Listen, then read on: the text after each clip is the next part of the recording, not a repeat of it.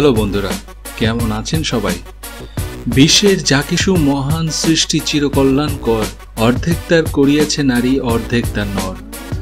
কাজী নজরুল ইসলামের এই উক্তিটির সাথে আমরা সকলেই পরিচিত।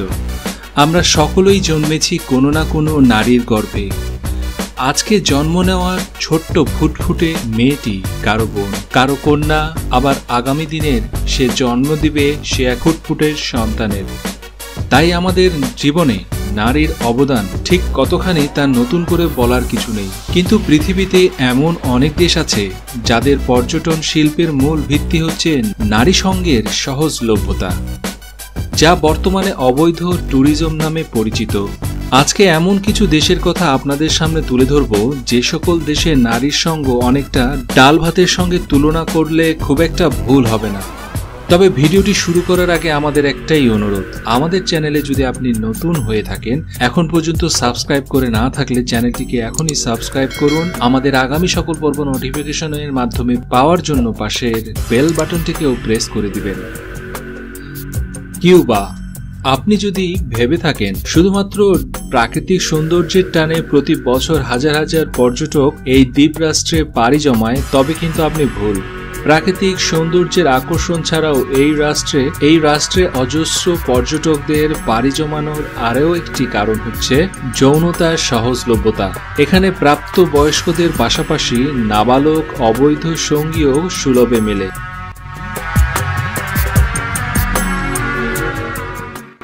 বুলগেরিয়া। অবৈধ পর্যটকদের পীঠস্থান হিসেবে খ্যাত সামিরিস রিসোর্টকে ঘিরে তৈরি হয়েছে বিশাল এক অবৈধ ট্যুরিজম। এই সৈকতে পর্যটকের পাশাপাশি প্রতিদিন কয়েক হাজার দেহ ব্যবসায়ী ভিড় জমায়। যৌনতার সহজলভ্যতার কারণে বিশ্বের বিভিন্ন দেশ থেকে পর্যটকরা বুলগেরিয়া যান শুধুমাত্র সেনেবিজের জন্য।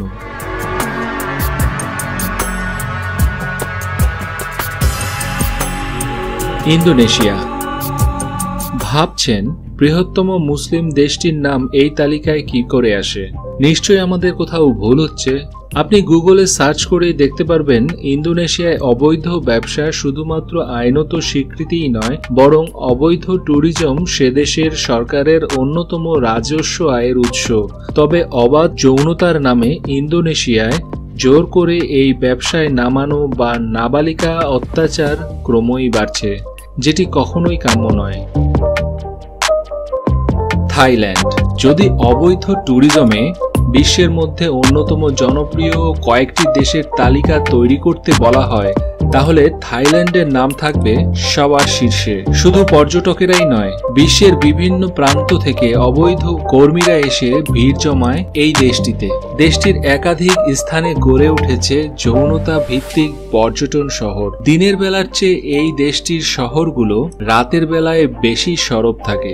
এমনকি ম্যাসেজ পার্লার, স্পা ও নাইট ক্লাবের ছদ্মবেশে চলে অবাধ যৌনতা। দ্বিতীয় বিশ্বযুদ্ধের পর অর্থনৈতিক মন্দা কাটিয়ে উঠতে দেশটি অবৈধ ট্যুরিজমকে হাতিয়ার হিসেবে বেছে নেয়। এখন থাইল্যান্ড নামটি শুনলে অবচেতন মনে নারী সঙ্গের স্পর্শের কথা স্পষ্টতই পর্যটকদের মনে ভেসে ওঠে।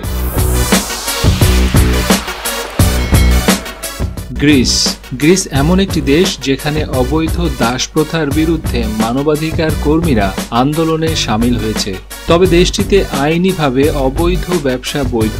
প্রতি 2 সপ্তাহ অন্তর অন্তর চিকিৎসকরা ব্যবসা প্রসারিণীদের বিনামূল্যে পরীক্ষা করেন। তবে এই দেশটিতে বহু মহিলাই বিশ্বের নানা প্রান্ত থেকে পাচার হয়ে আসেন।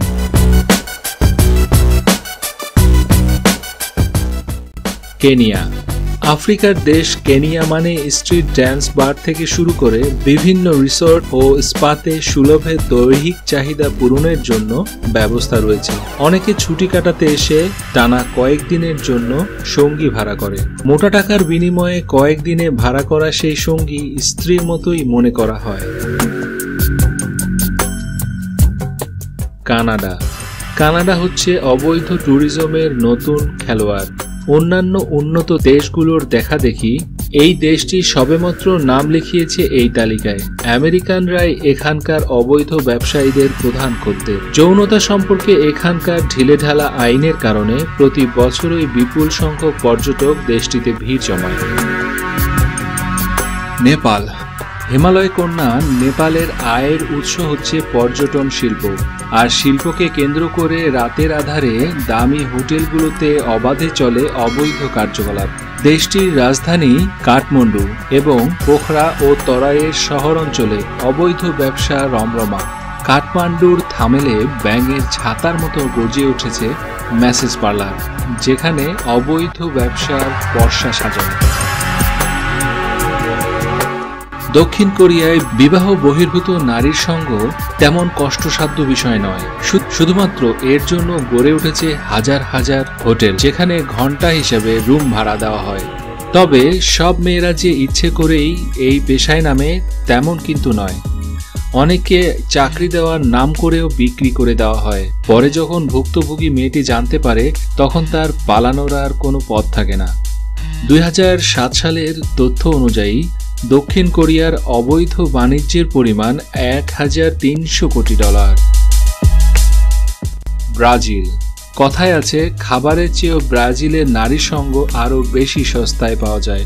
আমাদের কাছে ব্রাজিল ফুটবলের জন্য জনপ্রিয় হলেও অনেকের কাছে এই দেশটি সস্তায় অবৈধ কাজের জন্য বিখ্যাত। অবৈধ পর্যটকদের অন্যতম সেরা ঠিকানা হিসেবে গত এক দশকে জনপ্রিয় হয়েছে ব্রাজিল।